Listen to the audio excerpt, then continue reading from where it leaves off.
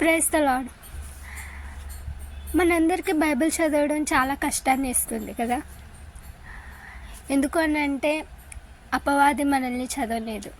ఎందుకు అని అంటే అది మనల్ని నీతి మార్గంలో నడిపిస్తుంది, దేవుని మార్గంలో నడిపిస్తుంది. కాబట్టి అపవాదికి అది నచ్చదు. కాబట్టి మనకి నిద్ర బైబిల్ చదువుతున్నప్పుడు చాలామంది, నేను కూడా మొదట్లో నిద్ర వచ్చేది నాకు, అలాగే అనారోగ్యము, అంటే శరీరం సహకరించేది కాదు, బద్ధకము, ఇలా ఎన్నో రకాలుగా ఇబ్బందులు వస్తాయి. కానీ ఒకటి గమనించండి, ఇప్పుడు ఒక నెక్లెస్, డైమండ్ నెక్లెస్ని చూసాము, అది చాలా ఆకర్షిస్తుంది మనల్ని. ఎందుకు ఆకర్షిస్తుంది అంటే అది అంత అందంగా రూపొందించబడింది.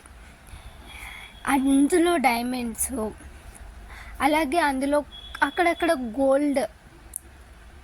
గోల్డ్ని పొదిగించడం. సో ఇలా దాన్ని చూడంగానే ఆకర్షించబడతాం. అలాగే ఎలా చేసి ఉంటారో అనే ఆలోచన కూడా మనకు వస్తుంది. అంటే అంత ఆసక్తి వస్తుంది. ఎందుకు అని అంటే అది అంత అందంగా ఉంది. సో ఎందుకంటే అది అంత అందంగా కనిపిస్తుంది కాబట్టి. సో అందులో ఉన్న డైమండ్స్ని ఎలా చేశారు ఇంత బాగా అనేది కూడా ఆలోచిస్తాము. దాని గురించి ఇంకా వివరంగా తెలుసుకుంటాం కదా. సో ఏదైనా మనం చూస్తే తెలుసుకుంటాము.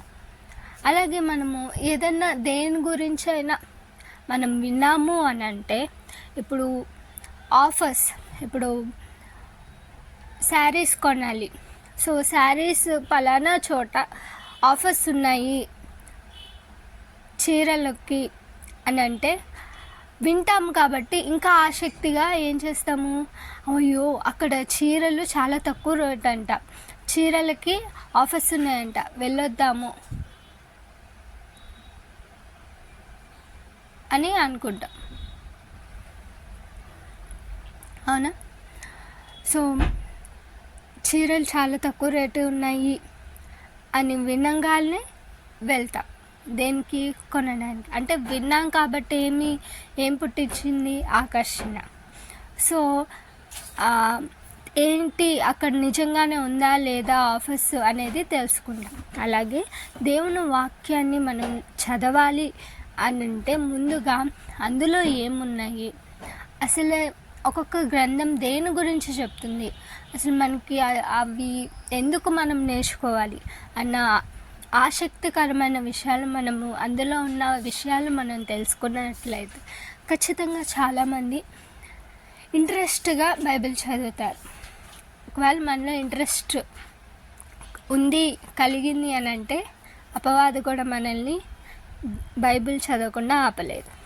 సో ఈరోజు మనము బైబిల్లో ఏముంది,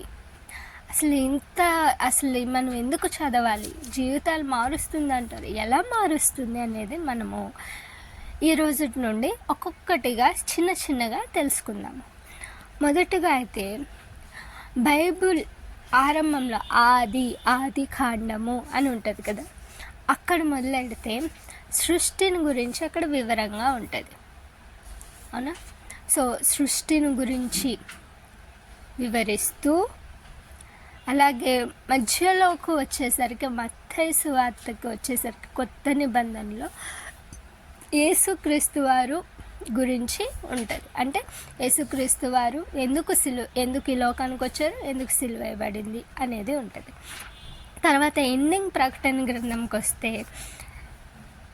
క్రీస్తు మళ్ళీ తిరిగి రాబోతున్నాడు, తిరిగి వస్తాడు, తీర్పు దినం అనేది ఉంది అనే దాని గురించి, అంటే అంతం గురించి.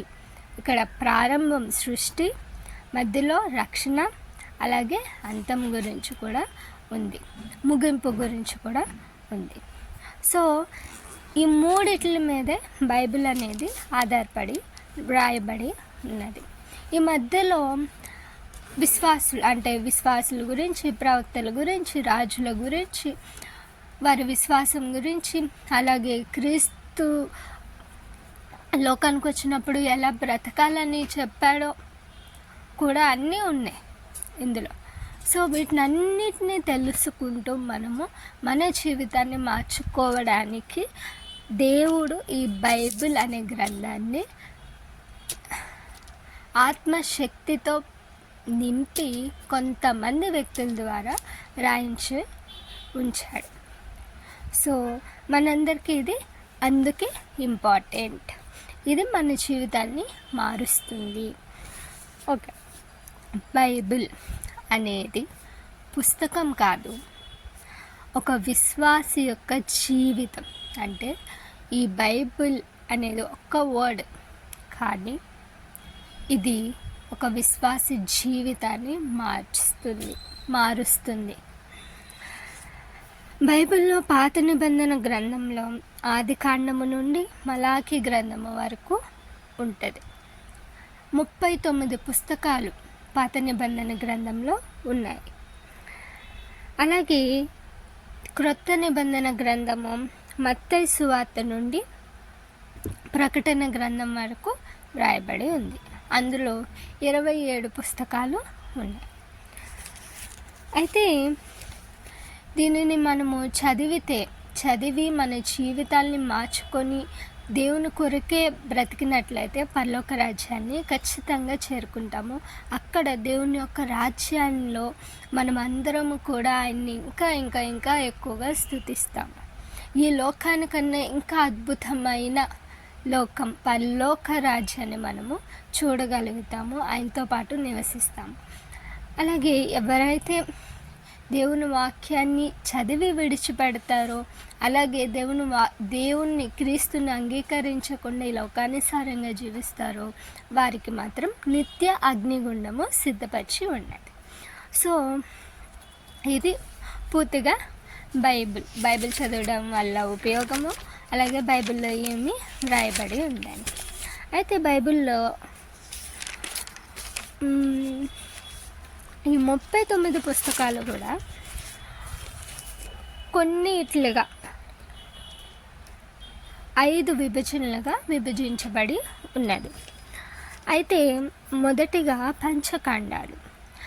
అంటే 5 కాండాలు ఉన్నాయి. అవి ఏంటంటే ఆది కాండము, నిర్గమకాండము, లేవియా కాండము, సంఖ్యాకాండము, ద్వితీయోపదేశ కాండము. ఇవి 5 కాండాలు. తర్వాత చరిత్ర పుస్తకాలు ఉన్నాయి. చరిత్ర పుస్తకాలు ఎన్ని ఉన్నాయంటే 12 చరిత్ర పుస్తకాలు ఉన్నాయి. ఎక్కడి నుండి ఎక్కడి వరకు అంటే యెహోషువ గ్రంథము నుండి ఎస్తేరు గ్రంథము వరకు అన్నీ కూడా చరిత్ర పుస్తకాలే. అయితే చూద్దాం ఒక్కొక్కటి.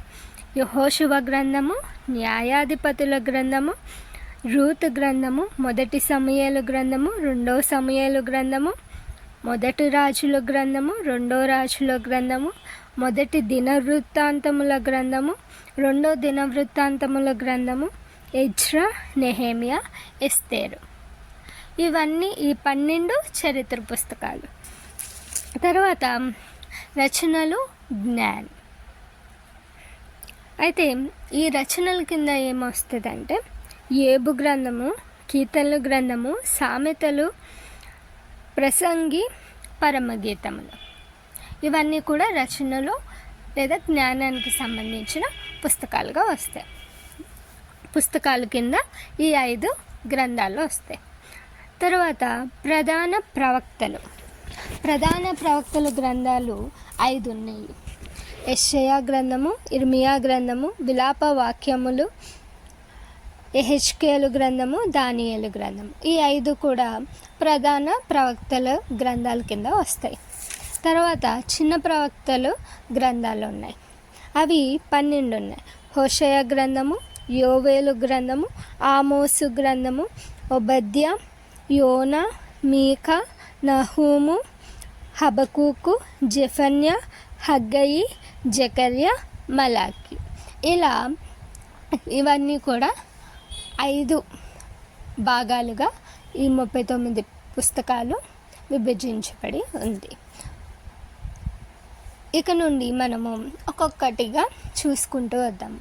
ఆది కాండము, నిర్గమకాండము, లేవియా కాండము, సంఖ్యాకాండము, ద్వితీయోపదేశ కాండము. ఈ 5 కాండాల గురించి రేపు ఇంకా వివరంగా క్లుప్తంగా అందులో ఏమున్నాయి, ఏం తెలుసుకోవాలి, ఎలా మన జీవితాలు మార్చుకోవాలి, అవి ఎలా మనకి ఉపయోగపడతాయి జీవితాలు మార్చుకోవడానికి అనేది తెలుసుకుందాము. Praise the lord.